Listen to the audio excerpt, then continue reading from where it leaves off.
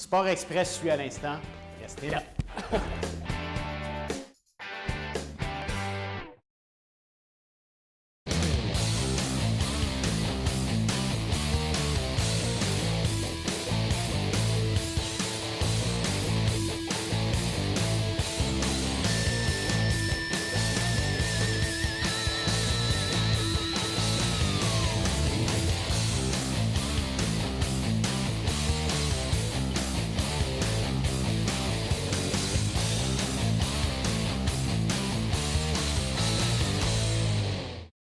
Bonsoir, mesdames et messieurs. Alexandre Baudouin et François Trépanier qui vous souhaitent la bienvenue à une autre édition de Sport Express. Salut François. Salut Alex, belle cravate. Oui, écoute, on met la cravate pour le cancer du sein, comme les gens de la Ligue nationale ont fait en fin de semaine. C'est pas la couleur rose, hein, c'est la couleur...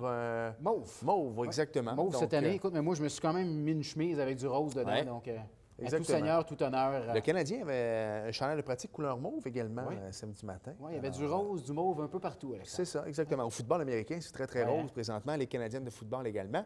Et François, à tout seigneur, tout honneur, lorsqu'on parle de la Ligue canadienne de football, on peut maintenant remettre le nom de...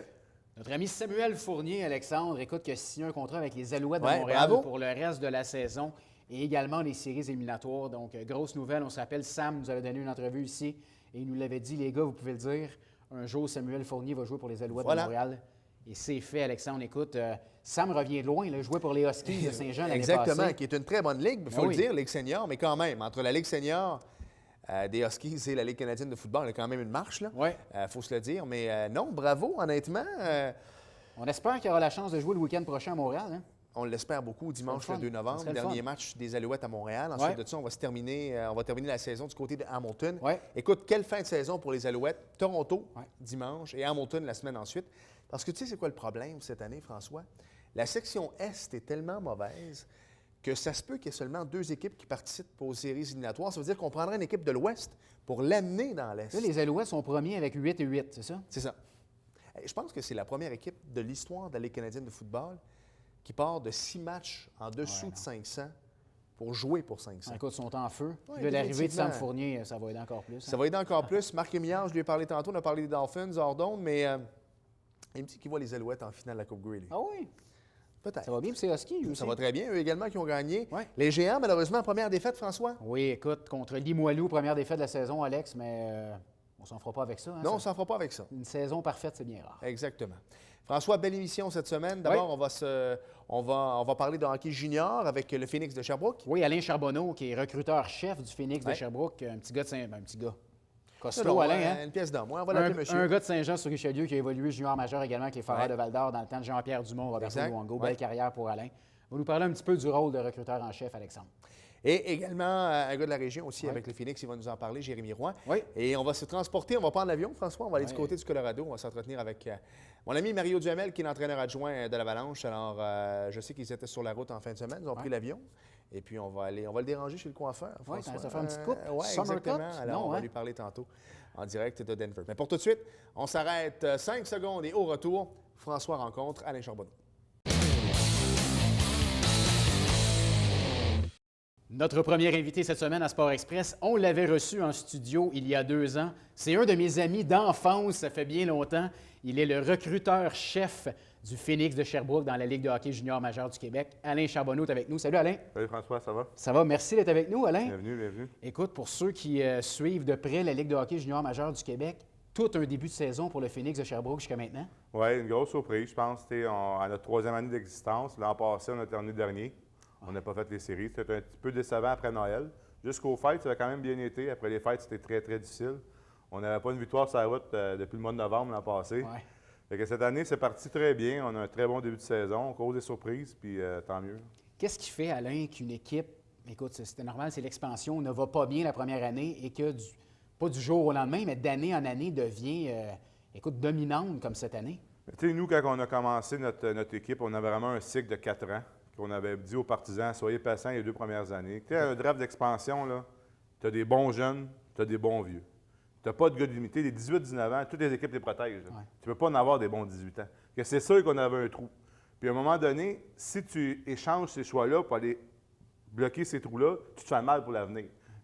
Jocelyn Thibault, notre propriétaire, Stéphane Robida, c'est des gars d'hockey. Ouais. Ils savaient que c'est comme ça. On a vendu ça aux partisans, puis ça a vraiment bien passé. On a vraiment eu la chance de mettre notre plan comme qu'on voulait. Ça veut dire qu'on n'a pas donné nos choix, on a gardé nos choix, on a eu de la misère, oui, mais cette année, ça paye. Alain, quand tu es venu il y a 2 ans, on avait parlé du repêchage de la Ligue de hockey junior majeure du Québec qui s'en venait. Tu avais un petit gars de Richelieu dans ton target, si on peut dire, qui est Jérémy Roy.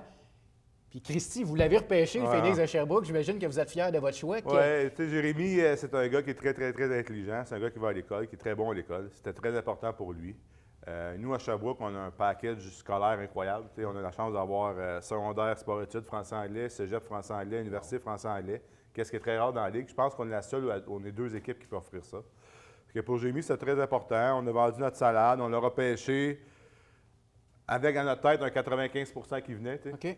Puis, à fin de compte, on a réussi à s'entendre avec lui, puis il est venu. Puis, depuis 2 ans, c'est notre joueur de concession. Oui, on entend souvent parler de Daniel Audette, mais Jérémy Roy, c'est un joueur extraordinaire. C'est un défenseur offensif comme un petit peu un genre de Christopher Letang, mais meilleur défensivement. Okay. Je crois qu'en ce moment, selon ce qu'on parle avec les recruteurs, il devrait sortir entre 10 et 20 à la Ligue nationale cette année, en première ronde.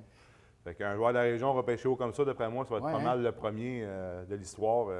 Il est vraiment extraordinaire. Quand on voit les fameuses listes à ligne de repêchage, de la centrale de la Ligue nationale de hockey, puis il y a plein de connaisseurs qui mettent leur liste, est-ce que les gens vous appellent, vous autres, les recruteurs, ton frère qui est directeur général, pour parler un petit peu? Comment ça fonctionne, ces fameuses listes? Il parle plus avec le directeur gérant, les gars qui sont là jour après jour. Tu sais, moi, mon travail, c'est recruter le futur du Phoenix. Le Phoenix, en tant que tel, je le suis sur le web, je regarde des matchs. Quand je reviens de mon match 3 le dimanche, je regarde la fin du match sur Internet, mais voir mon équipe jouer, ça arrive à peu près 6-7 fois par année. C'est pas plus que ça. Fait que moi, Jérémy, depuis 2 ans, je l'ai vu plus ou moins.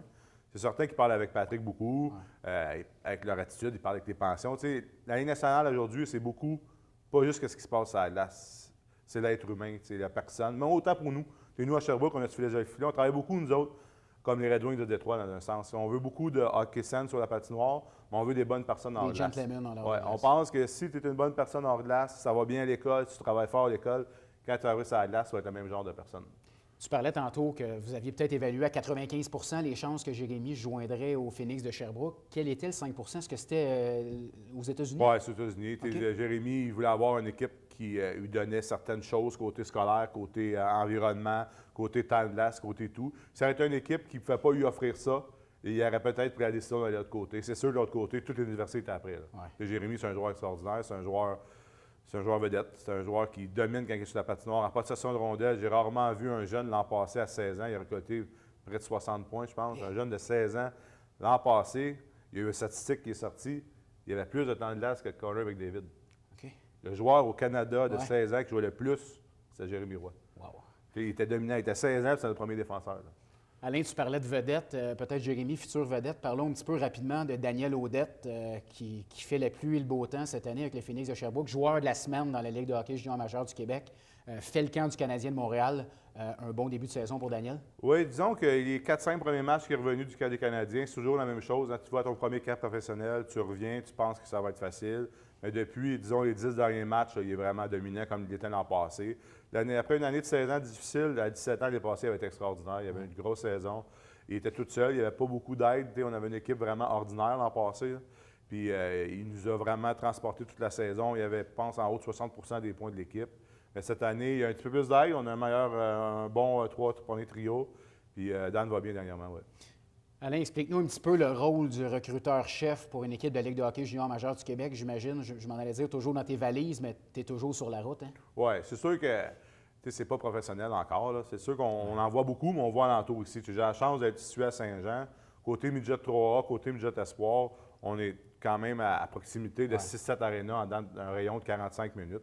On se promène beaucoup. C'est certain que cette année, j'ai pas de choix de première ronde. Le choix de première ronde l'avait changé l'an passé contre Julien Ball. Fait que je parle juste en fin de deuxième ronde. Ça dépend où on va finir, mais selon moi, ça va être plus en deuxième moitié de deuxième ronde. Puis je fais beaucoup de juniors. J'aide Pat, j'aide mon frère qui est directeur général pour les échanges. Fait que le vendredi, je me concentre à aller voir des games juniors, voir les autres équipes, voir les 17 équipes avant les échanges. Puis le samedi, dimanche, c'est souvent 2 matchs le samedi, 1 match le dimanche de midget 3. Et je tiens à mentionner aux gens à la maison qui regardent l'émission que ce n'est pas un travail à temps plein. Non. Tu as ton boulot à part ça. Ouais. Comment on fait pour mixer vie familiale avec écoute, tu me disais que tes garçons jouent au hockey aussi. Oui, hein? j'ai 3 garçons qui jouent au hockey mineur à Saint-Jean. C'est certain que j'ai une conjointe extraordinaire. Ouais. C'est la base, c'est ça. Marie-Josée m'a rencontré quand je jouais au hockey à Val-d'Or. Elle savait un petit peu dans quoi qu'elle s'embarquait. Elle pensait-tu que j'étais un maniaque comme ça? Je ne sais pas, là, mais aujourd'hui, elle vit très bien avec ça. C'est certain que toutes les années, je me sais avec ma conjointe, puis on en parle, c'est-tu correct avec toi? J'embarque-tu encore cette année? C'est une situation familiale, c'est pas ça qui nous fait arriver à la fin du mois. C'est un hobby, c'est une passion, plus aujourd'hui. C'est sûr qu'un jour, on espère que je vais en vivre. Comme Pat, aujourd'hui, mon frère le fait. On vit du hockey. Mais tu sais, il n'y a rien de sûr là-dedans. Fait que tous les ans, on en parle ensemble. Puis pour le moment, ça va bien. Puis on s'arrange avec ça. Maintenant, elle aime autant le hockey que moi. Ça, c'est une chose très importante. Ça, c'est encourageant. Oui, c'est ça. Mais tu dis peut-être un jour en vivre. Est-ce que pour en vivre du métier de recruteur, c'est absolument la Ligue nationale de hockey ou tu pourrais travailler pour une autre équipe qui ont des jobs à temps plein comme recruteur? Oui, recruteur à temps plein, en ce moment, il n'y en a pas au junior. Okay. Il en a déjà eu, puis là, il n'y en a pas. Il y en a peut-être un, mais c'est une personne, une situation spéciale, qui n'a pas le salaire, mais qui est capable d'arriver.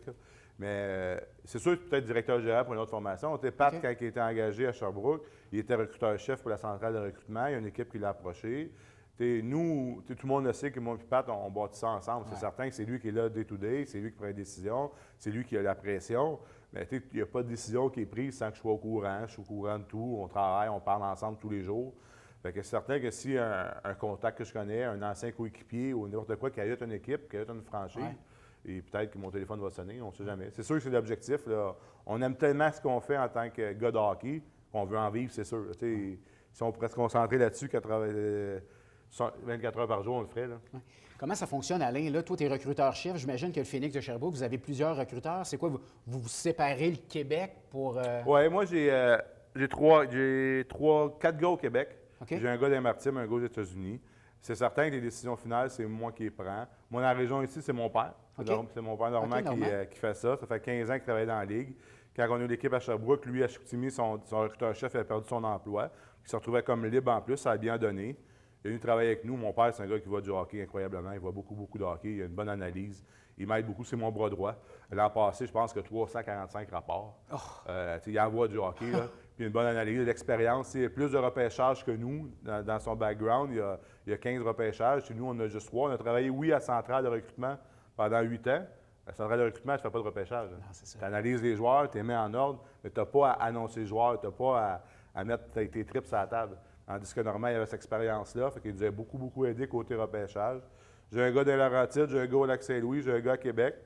Moi, j'ai engagé un gars personnellement à Sherbrooke, vraiment, qui fait juste Sherbrooke, toutes les ligues mineures. Je veux que mes gars de Sherbrooke soient analysés depuis longtemps, qu'on les connaisse, qu'on n'en manque pas. Il ne faut pas manquer les gars de Sherbrooke. C'est notre job. On est Sherbrooke, on va avoir une partie locale. Dans le fond, c'est comme Canadiens, ils ne veulent pas manquer de Québécois maintenant. C'est ça. Moi, j'ai un gars vraiment à Sherbrooke situé là qui, oui, il vient nous aider, il vient nous voir à l'extérieur, mais vraiment, son job, c'est analyser Sherbrooke. Puis les gars, ils font leur rapport, ils voient des matchs. Après ça, on va dans les tournois principaux ensemble, on en jase. Sur la première liste, qu'est-ce qu'on fait? C'est on enlève les joueurs qu'on ne veut plus regarder pour se concentrer sur ceux qu'on aime. Deuxième liste, on commence à les mettre en ordre. Ça, c'est juste avant les séries Midget 3. Dans les séries Midget 3, c'est vraiment les gars. Nous, à Sherbrooke, on cherche beaucoup le hockey sense. Des gars de caractère, des gars qui veulent la rondelle, des gars qui sont toujours sur la job. C'est l'identité qu'on veut se construire. Je pense qu'en ce moment, on le fait bien. C'est bon. Mais c'est comme ça qu'on se construit. Puis après ça, on se reparle pour les séries. Puis comme on dit toujours aux gars, jusqu'au meeting final, jusqu'au dernier meeting, la veille du repêchage, moi, je suis un recruteur comme les autres. Okay. On se parle ensemble. J'ai pas plus de pouvoir que vous autres. Je ne dirais pas, moi, j'ai décidé ça. Non. Mais le jour du repêchage, c'est mon show. On ne peut pas arriver à la table. S'il y a une décision à trancher, c'est toi qui vas trancher. Puis les gars sont au courant de ça, sont corrects avec ça. Ça va faire 3 ans. Puis la plupart des gars, à part mon père qui s'est joint à nous, c'est des gars qui travaillent avec moi à Centrale. Okay. Des gars, ça fait 6-7 ans qu'on travaille ensemble. Puis, tu sais, les gars, ils font encore moins de sous que moi. Eux aussi, c'est des passionnés. Eux aussi, c'est des vrais. Il faut avoir du fun. On est un groupe de gars unis. On est un groupe de gars qu'on va en fin de semaine de tournoi. On a du fun ensemble, puis on a du plaisir. Puis c'est vraiment ça l'objectif, c'est avoir du fun. On ne fait pas ça pour l'argent. C'est pour l'argent. Puis c'est important d'avoir du fun, puis on a une bonne gang de gars. Bien, écoute, ça paraît, Alain. On a un ancien joueur excuse-moi, Frank. On a un ancien joueur qui joue pour les Dingues de Saint-Jean, Dave Béliveau. Qui est avec vous autres? Oui, qui est avec nous autres. C'est un gars de Châteauguay. Puis, c'est des gars de hockey, pas mal. Bien, Alain, écoute, c'est déjà tout le temps qu'on a. On aurait pu en parler pendant une émission complète. Merci beaucoup d'être passé en studio. Écoute, garde cette passion-là. Puis, on va dire à Patrick, ton frère également, de garder cette passion-là, parce que c'est une fierté pour nous, les gens du Haut-Richelieu. Écoute, d'avoir 2 gars comme ça, là, bien placés dans une équipe de hockey junior au Québec. Puis, en plus que l'équipe performe, bien, continuez votre bon travail. Parfait, merci, Alain.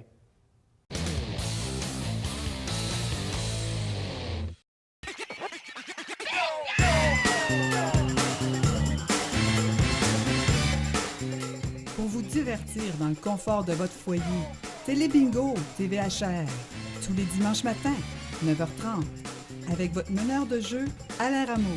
C'est un rendez-vous.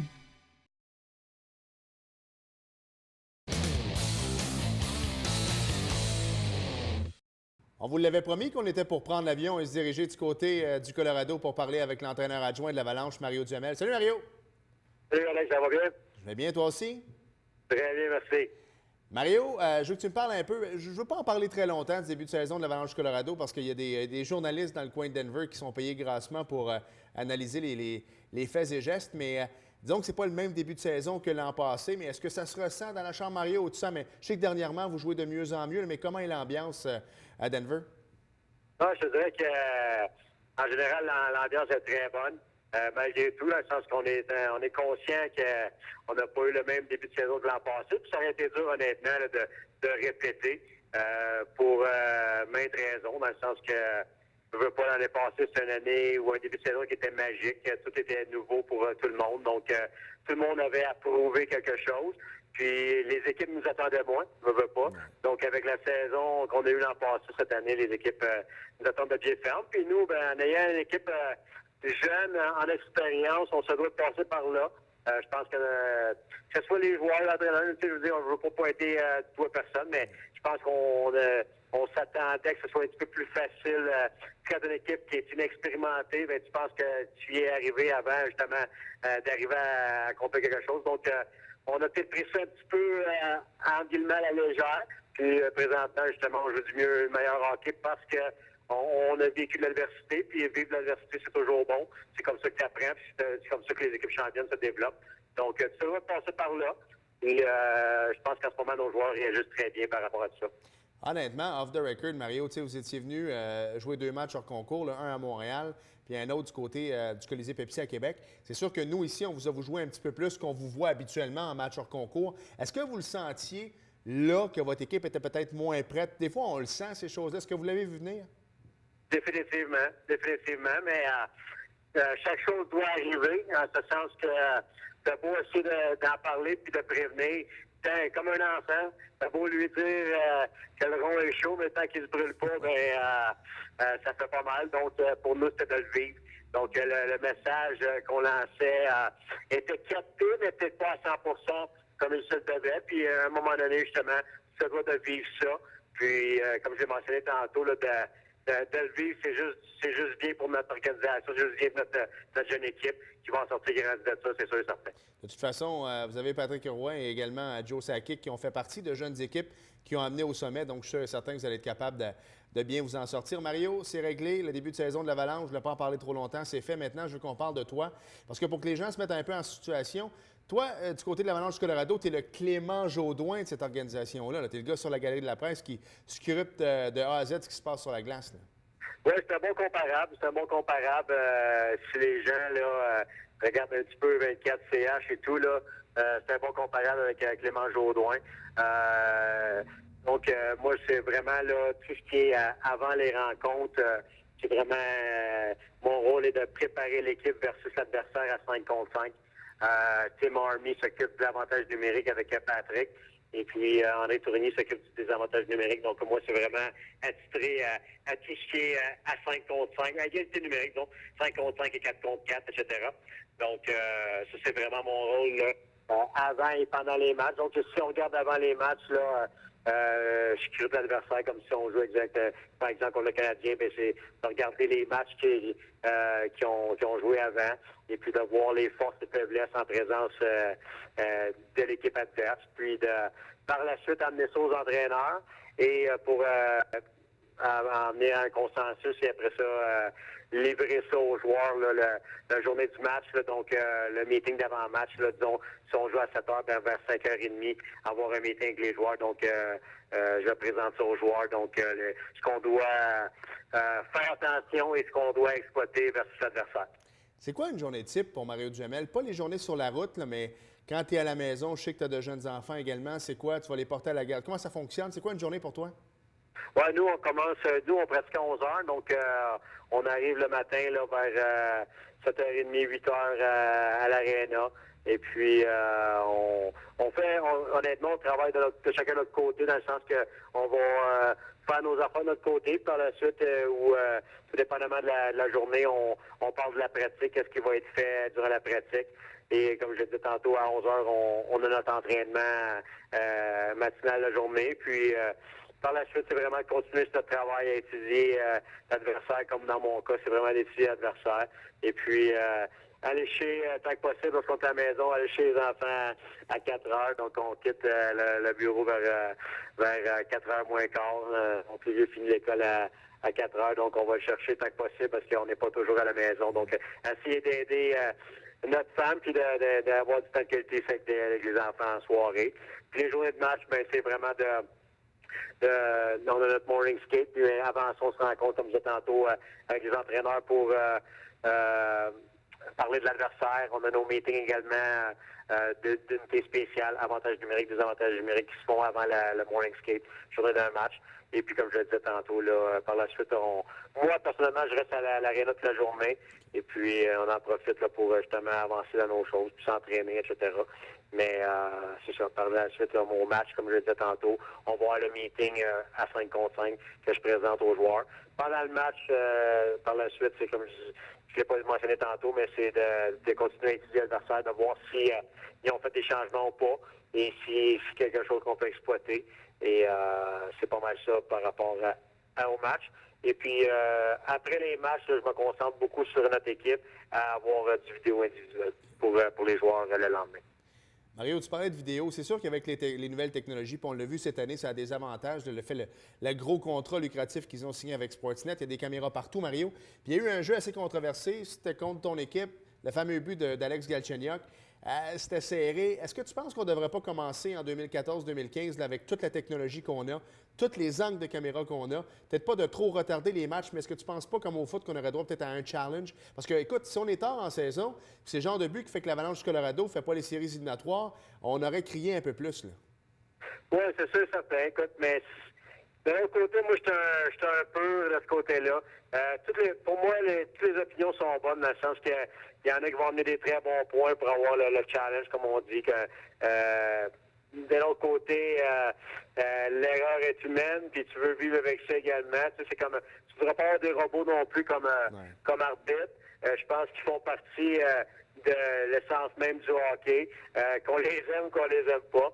Mais c'est sûr, certain que c'est un débat, puis ça doit d'être réfléchi, d'être abordé, puis d'amener ça de tous les angles, les bienfaits, parce que c'est sûr et certain qu'il y a des bienfaits, amener, exemple, un challenge, mais il y a également aussi des côtés, un côté plus néfaste à ça.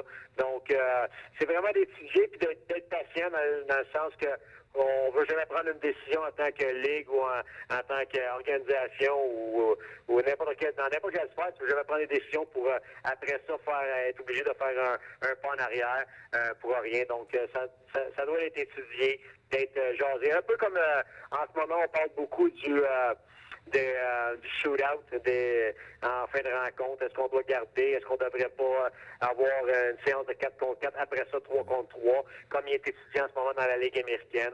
C'est toutes des choses qui sont étudiées à la loupe par des gens qui sont connaissants et puis qui, après ça, demandent l'opinion à gauche et à droite. Donc, c'est des choses qui sont le fun. Comme pour moi, personnellement, le challenge, je pense que il y a du bien, mais c'est ça, je suis pas convaincu à 100%. Comme je pense que je suis convaincu, par contre, qu'à 100% que le 3 contre 3 devrait être une bonne solution au lieu du shootout. Pour moi, une game de hockey, ça se joue en équipe. Ça se gagne et ça se perd en équipe. Et donc, de trouver une manière d'avoir du jeu excitant, même en prolongation. Donc, avoir du 3 contre 3, si tu regardes, veux pas, en ayant un chiffre impair comme ça, si tu as une attaque à 2 contre 1 puis tu l'as bousé, bien, c'est sûr et certain que ça revient de ton côté à 2 contre 1 ou même à 3 contre 1. Donc, les chances de marquer à 3 contre 3 vont être là. Et puis, on va avoir une victoire, tant que possible, et sinon une défaite, mais au moins en équipe. Exact. Merci, Mario, d'avoir pris du temps, puis bonne continuité. On te suit sur NHL Center Ice. Merci infiniment, Alexandre. Attention à toi. Salut, Mario. Bye-bye. Nous sommes de retour à Sport Express. Alex, quelle performance de Marie-André Comeau, alias ta conjointe. Ben oui, Marie-André qui est allée faire le Urban Outland de New York. Oui. Félicitations, mon amour. Elle a terminé la course en 2 heures quelques.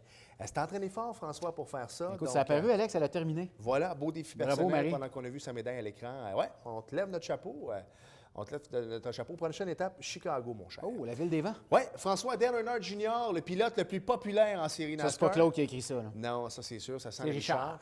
C'est lui qui a remporté la dernière course devant Jeff Gordon et Ryan Newman. Ouais. Il en reste 8 en liste, François, pour la chase. On y va? Donc, il reste Gordon, Newman, Logano, Kenseth, qui est bien connu dans sa famille, Hamlin, Edwards, Keselowski et Harvick. Et la prochaine course, ce sera ce dimanche, le 2 novembre, à 15h, en direct de Fort Worth, au Texas. On y sera. François, merci. Merci, Alex. Le bébé, c'est du pour quand, toi? Début janvier. Début janvier, ça Oui. s'en vient. Oui. Je te l'ai toujours dit, continue à dormir. Ça va être bon pour toi. D'ici là, Alex, sportexpress@thr9.com. Voilà. Visitez l'émission. Merci, François. Merci, Alex. Merci à vous d'avoir été là et on se reparle la semaine prochaine. Bye. Salut.